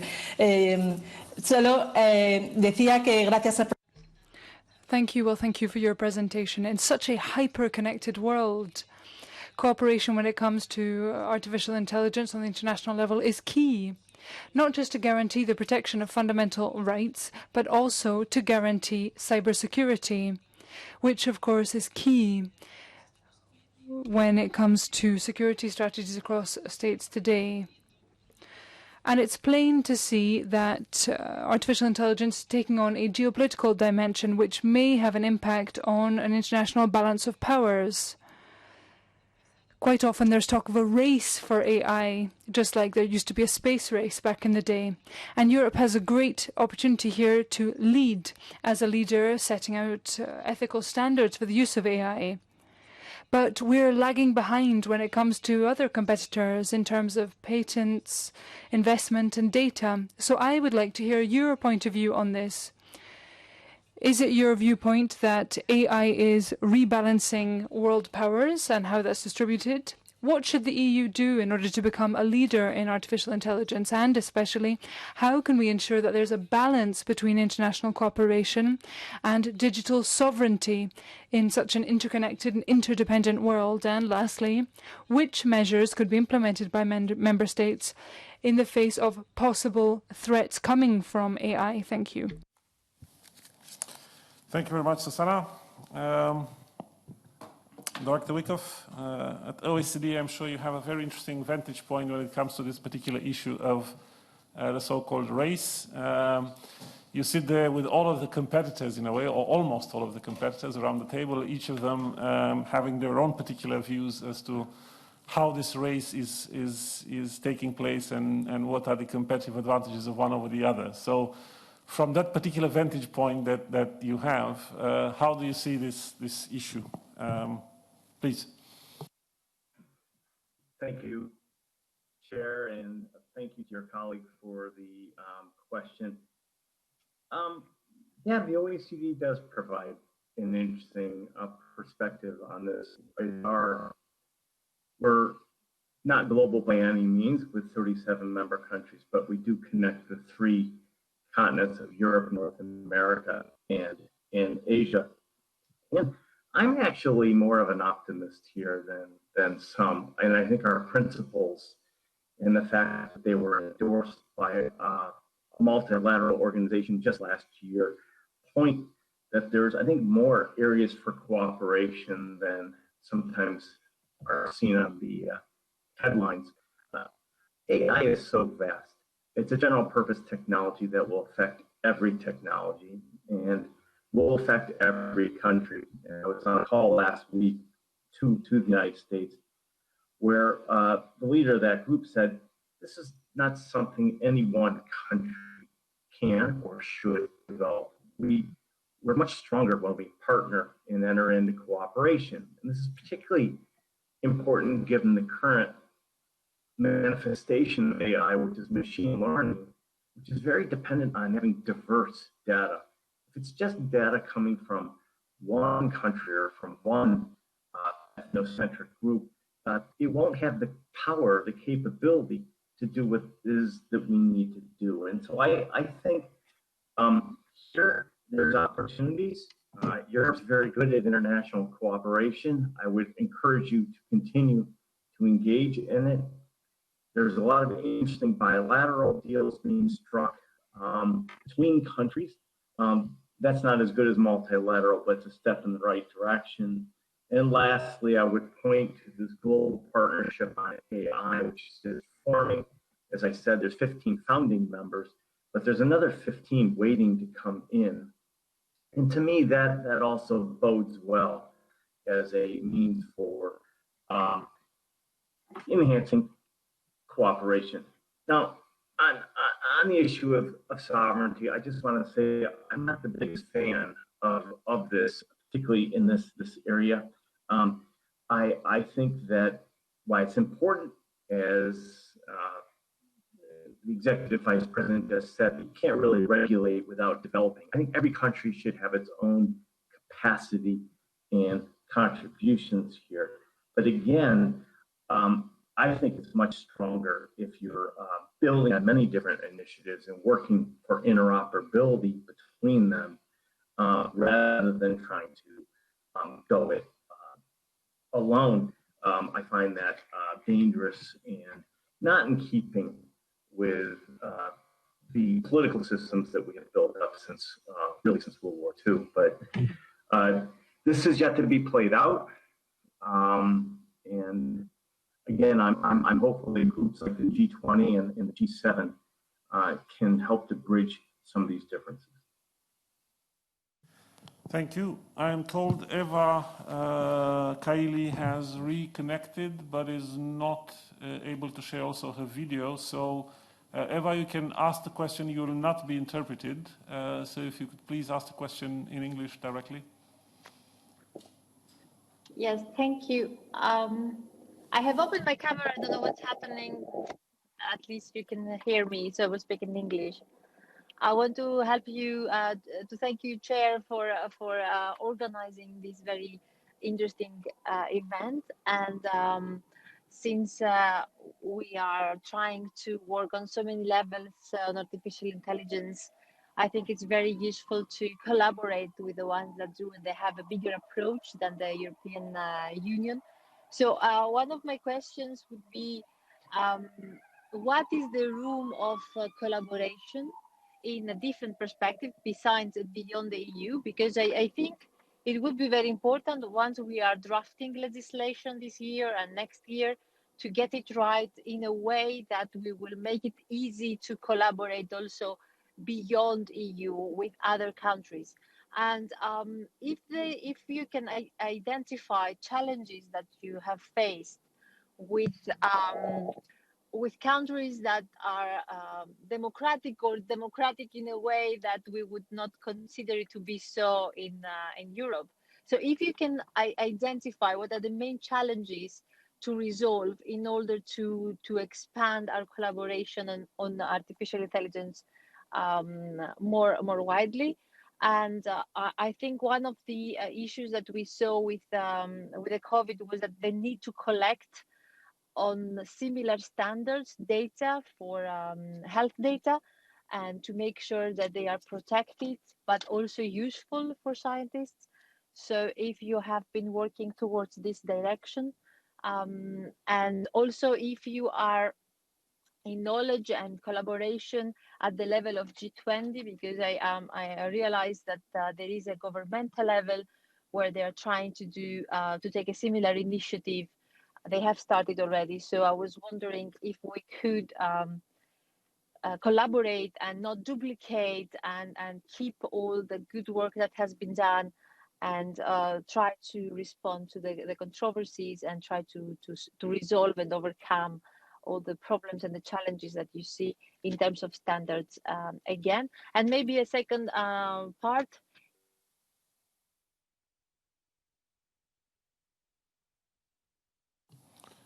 Eva, you got interrupted. Director Wyckoff, if you could intervene with your answer. Yeah, I would be happy to. And again, I'd like to apologize for my lack of video, which I gather prevented any type of interpretation of my earlier remarks. To answer the question about potential barriers to cooperation, I'd say that they are, as you have just identified. One is certainly the exchange of data with a high personal identification characteristic to it. This, as you know, is a challenge, particularly across borders beyond the EU at the moment. It is an issue we're working on at the OECD, and I'm, again, cautiously optimistic that's one that can be resolved. But a lot of AI goes beyond personal data too. I just want to have people appreciate that there's many different types of data, and some of this other types of data, such as that coming from farming, can be very important for training AI, so that we can better learn about harvesting techniques and how best to combat pests and so forth. So it's not just about personal data. I think the G20 is a very important spot. The OECD is privileged to provide input into the last 4 presidencies, and we look forward to working with the incoming presidency under Italy, as well as the one after Italy, which will be headed by India. And I think Italy and India are both incredibly important countries in this realm. Under the G7 presidency of Italy, the work on AI really started in the G7. I think that these groups can help. I think it's most important to try to get consensus where we can find it immediately. I think the EU itself can play a very important role here. And then building on that, working with the OECD member countries to create a common perspective across what are really rather like-minded countries that have been working on these issues together at the working level for a long time is another, I think, useful avenue for enhancing cooperation. There are challenges. I won't mitigate these. One is certainly national competitiveness. Many people see mastering AI as a way of making their companies and their countries more competitive. So to address this, I think what we really need to do is get more upstream into the R&D phase, the pre-commercial phase, where this instance of competitiveness is less pronounced. And again, the EU brings incredible resources here. and not just the EU, other countries that maybe don't always come to mind, but are real AI powerhouses such as Canada. Thank you very much. We will try to move on a little bit quicker, so I would kindly ask colleagues to be shorter in their questions. For ID, Mr. Maximilian Krach. Yes. You have the floor. Thank you, Chair. I am very impressed by the efforts the OECD made in finding a platform for artificial intelligence. But I have a more practical question. When I look on the current technology, 5G, then I see a lot of problems because one nation, in that case the US, tries to intervene whenever other nations put Chinese companies in their basket of suppliers. And now, from your experience and from your insight, can we sure, or is there a probability that we won't see comparable things when it comes to artificial intelligence? So I share your idea that we need international cooperation on that field, and we will see international cooperation because the companies are usually multinational. But the risk is that we come back in such a conflict that when we implement the technology of one company in our future artificial intelligence infrastructure, that we then get diplomatic problems. So from your experience, is it possible, is it likely that we will have the same trouble as we see it now with 5G, or are you optimistic that we can create an international atmosphere of cooperation in which we can indeed globally cooperate in the progress of artificial intelligence? Thank you. Thank you very much. Director Wyckoff, please. Yeah, thank you for that question. I would return back to the OECD AI principles, in particular one here on trustworthiness and transparency. And to me, this is at the heart of a possible solution to the problem that you pose. We need to establish some good transparency standards and guidelines. And we're working on that in the One AI group. And this would look at issues of what does the input data look like? What is the process used to process that data? And what is the outputs associated with those processes? And it may require some type of disclosure or reporting, just as we kind of have disclosure on what is processed, the ingredients in processed food. We could have disclosure on AI. Yeah, and I think this would help us get around the issue of which is confronting the 5G work and hopefully make it less pronounced in AI. The other thing I would add, and I want to be short because we want other questions here, is just what we're working on this classification scheme. I think this transparent requirements would have to be different for different types of AI.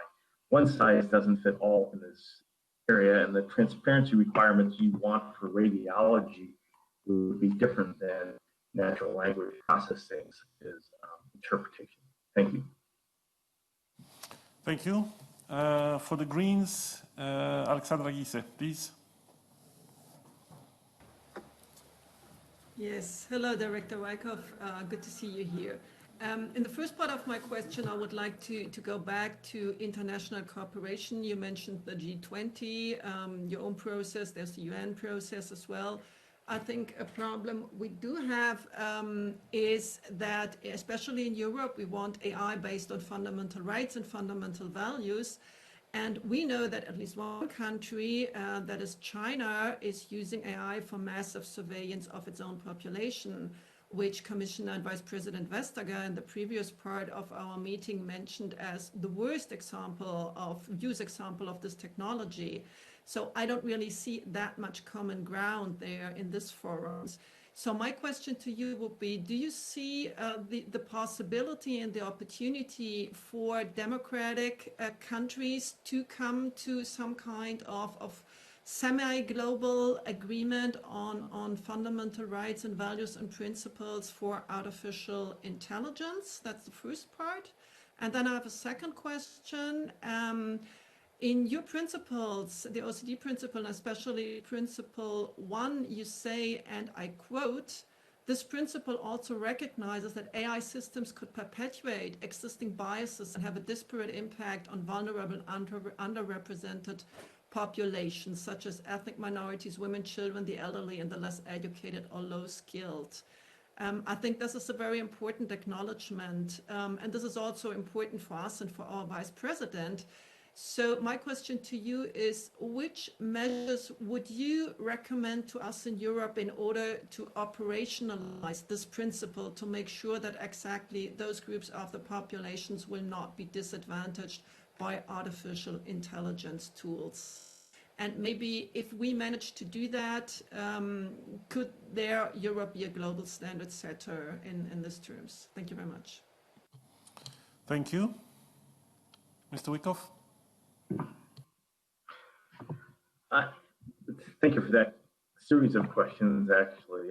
I just want to say, I think that, first of all, Europe is already a global standard setter in this area. The work that you're already doing, both in Parliament and the Commission, is widely read and is recognized as grappling upstream with a very important issue. And so I think my compliments already. GDPR is yet again another facet of this. I want to think that we already have some agreement on these fundamental human-centric approach and the adoption of the principles by the OECD as a council recommendation, which is the highest level of our recommendation at the OECD, is evidence of that. I think what's important is to move beyond these nice sounding principles to their implementation, and that's what we're very much engaged in. And it's at an early stage. I think it's premature for us to point to any best practice or any silver bullet to these rather difficult questions, but we've got countries working together to exchange their experiences and how to approach this. You rightly point out to the worry we have of perpetuating bias that already exist through hard coding them into AI systems, and this is still a worry, and we've seen it with some applications which we want to avoid. Again, there's a lot of creative innovation going into how to resolve this problem. And I think that one approach is to continue to fund innovation that in AI that addresses some of these issues, but also then to engage in more of a thorough testing of AI, such as what was discussed in the previous section on sandboxes. The analogy of clinical trials, which are, of course, very much in the news now, is another one that comes to mind, that before we release something, why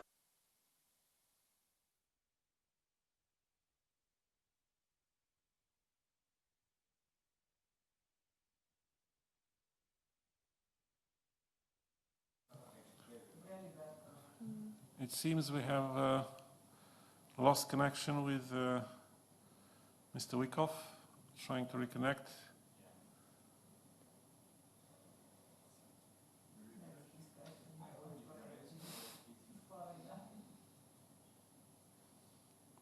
Before we talk about artificial intelligence, we'll have to talk about the networks and connectivity, because otherwise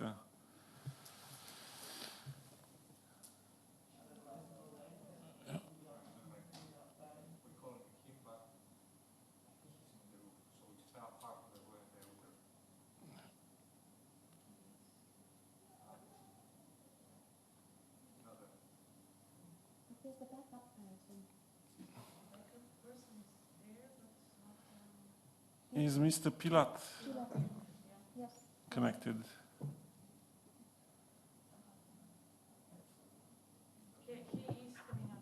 I can try to pick up, Chair.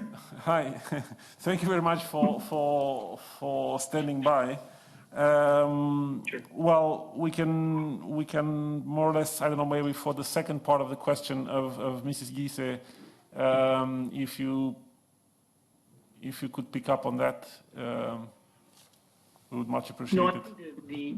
The issue of bias, I think, which was raised, and how we prevent that and deal with that, I think that is very obviously a very important one, and one which we're looking into. I think AI can both enhance bias. It can sometimes also reduce bias, and I think we need to find ways of making sure that the data we're using, that the applications that we're using, that they basically try to address the bias and work in the right way. I think we have. There are interesting examples of AI also being used to, for instance, improve the way things are being done, for instance, in hiring people, and actually have been able to reduce bias. So I think we need to look at those types of experiences and learn from them to make sure that that we deal with that issue. I wanted to briefly come back to the previous point as well about common ground. I think also the example of the Global Partnership on Artificial Intelligence is also something where I think there is a certain level of common ground. Basically, we see a number of countries coming together, including India, interestingly, to try and say, well, we are agreeing to a certain set of principles, we are agreeing to a certain way forward.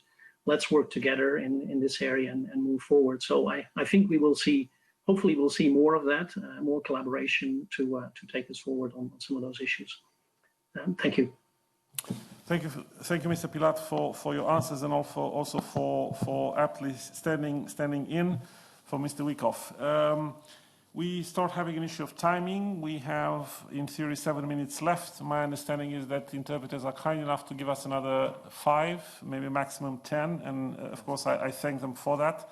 But we have 2, 4, 6 more speakers. So my proposal is that we go through the questions of the speakers first, and if Mr. Pilat, if you could take notes and then wrap up the replies for all of the questions in one go, that would be helpful to us. So for ECR, Mr. Adam Bielan.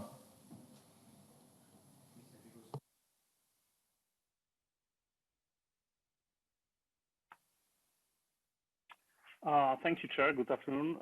Thank you, Mr. Pilat, for your presentation. It was really impressive. The impact of U.S.-Chinese rivalry on the emergence of a new digital order is undeniable. The continuation of this bipolar competition has a clear impact on international cooperation and global competitiveness, particularly on technology issues. Nowadays, it appears that questions around AI liability, safety, and trust are crucial, and this especially in a globalized context. This is why I would like to raise, as so many of my colleagues, some points regarding international cooperation and global consensus. First, given your horizontal view on this issue, where so far have you seen the major differences in terms of values between European and other OECD countries, such as the US, Japan, Israel, or Canada? And second, to what extent do you see a chance for a common approach at OECD level? And what will be the consequences if the US and Europe go their separate ways regarding AI regulation? Thank you. Thank you. For GUE, Elena Kuntura.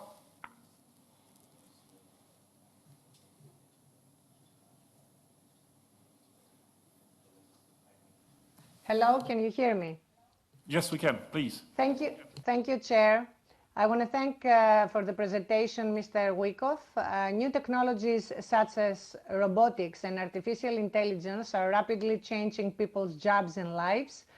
Artificial intelligence is broadly expected to change the nature of work as it diffuses across sectors. It will complement humans in some tasks, replace them in in others' tasks, generate new types of work and transform the way people organize and carry out today's work. The OECD recently released a survey on the future of work which states that 14% of all jobs across the OECD countries have a high risk of automation, while a further 32% of jobs are likely to experience significant change in how they're carried out.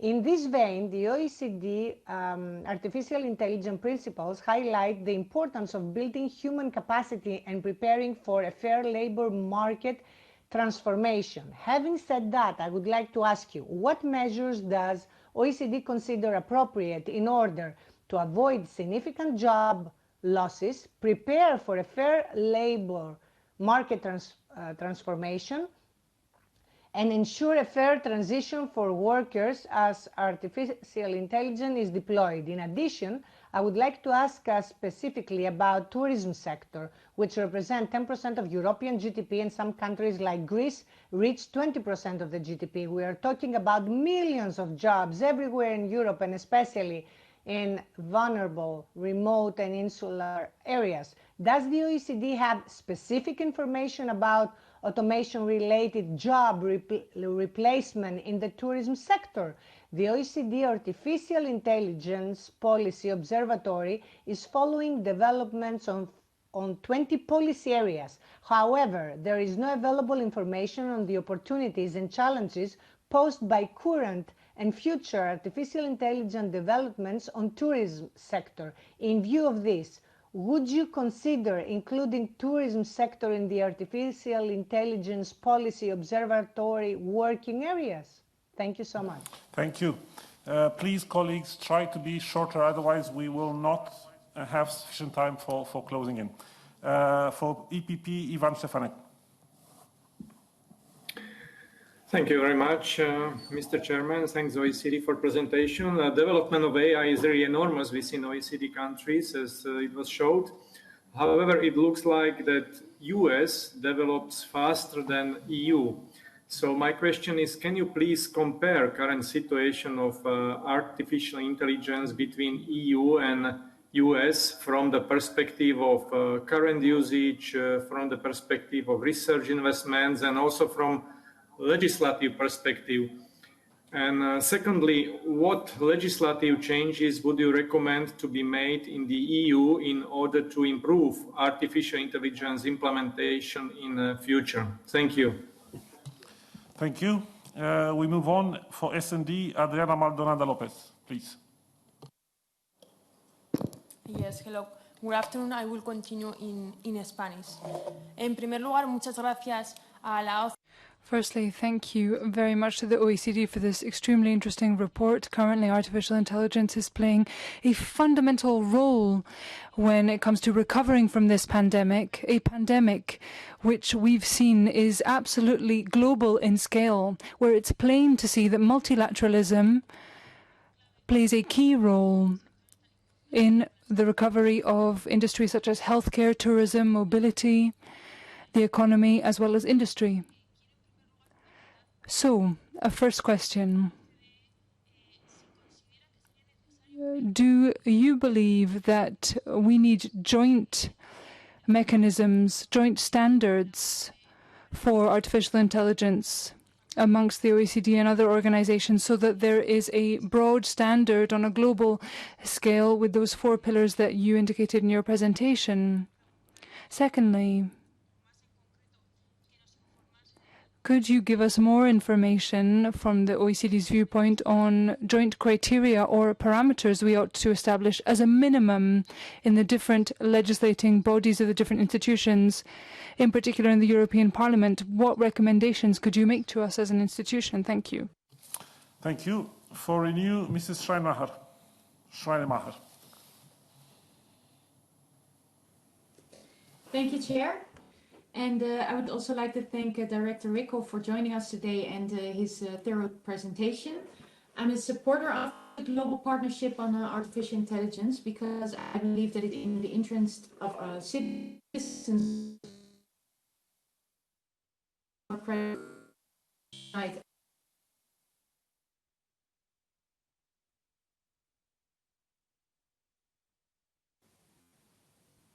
Can you hear me? Yeah, all right. And I also believe it would be in the interest of our businesses that we align our approaches as much as we can to create a true level playing field on a global scale. And in this respect, Chief Technology Officer of the United States, Michael Kratsius, has been very clear that the GPAI will not be a standard.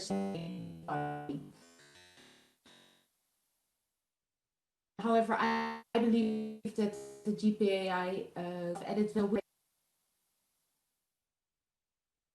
I'm sorry, Alicia, but we couldn't make up a good part of the question. Your connection was very bad. Sorry about that, and we'll have to move on.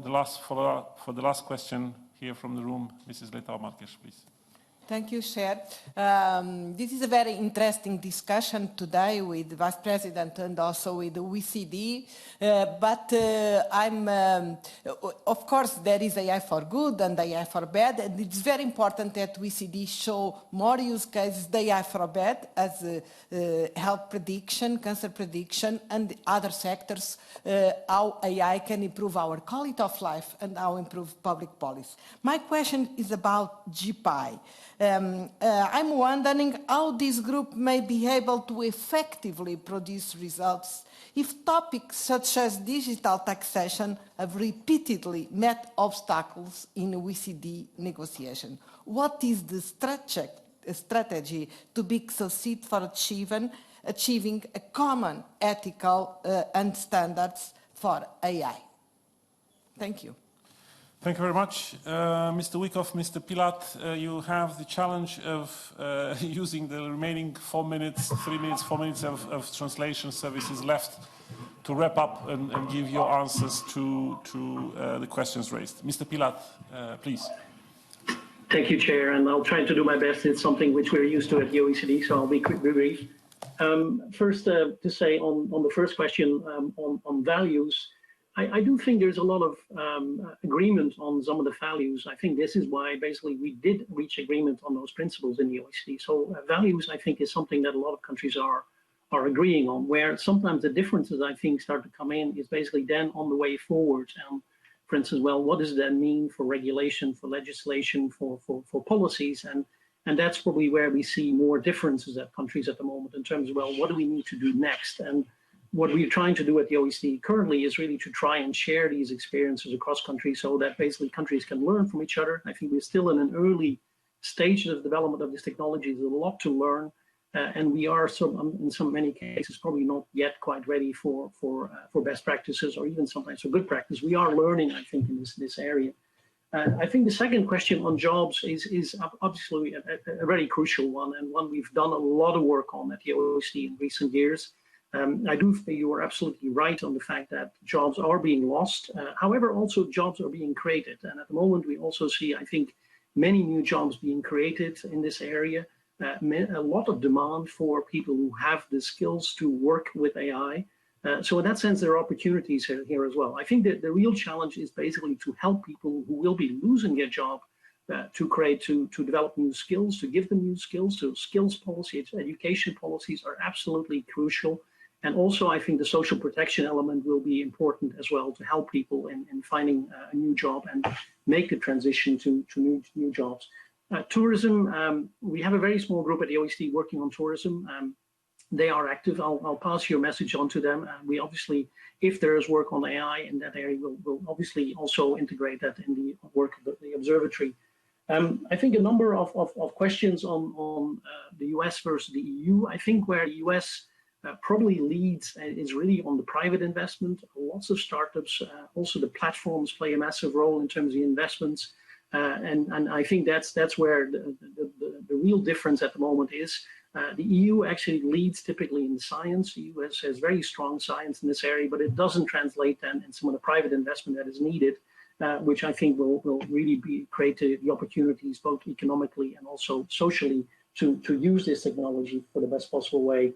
A couple of questions on legislative actions. It's not really what we're typically focusing on at the OECD.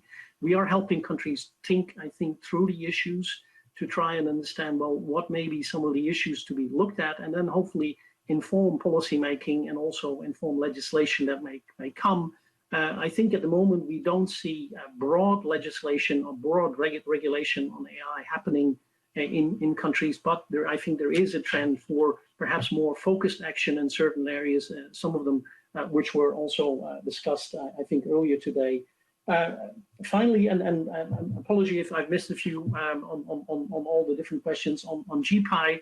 We are basically serving as the secretariat for GPI. We are not directly driving the agenda for GPI. I do think it's just started. It basically was agreed to in June. The work only started in last month. So we'll have to see a little bit how this evolves. There's a lot happening at the moment to try and work on a couple of key issues, which will hopefully then translate into more action. So we're hopeful. I think it is a sign of the willingness of lots of countries to collaborate, to work together in many different issues. So hopefully that will help to take us all forward in this agenda and help strengthen the international collaboration. So that makes up for exactly 4 minutes. Thank you, Chair. Thank you very much. Impressive, Mr. Pilat. Thank you very much. And thank, of course, Mr. Wyckoff also for the presentation, for the first part of the exchange. Thank you, colleagues, as well.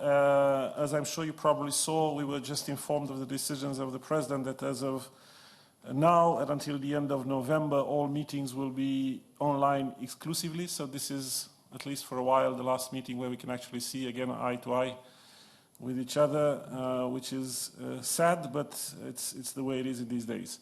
I will also remind all members that tomorrow, the FEM committee, as you remember, invited us to organize together, to co-host this event on gender equality.